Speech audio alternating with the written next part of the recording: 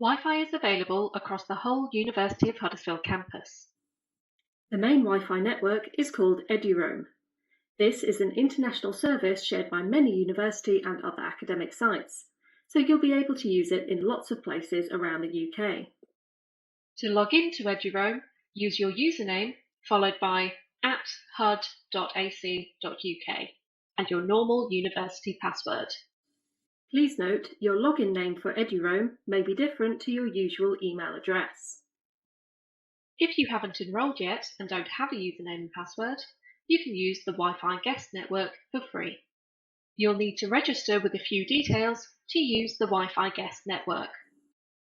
Once you've enrolled, we recommend you disconnect from this network and use EduRoam instead, as it's much faster than the guest network. If you need any help with the Wi-Fi, please contact IT support.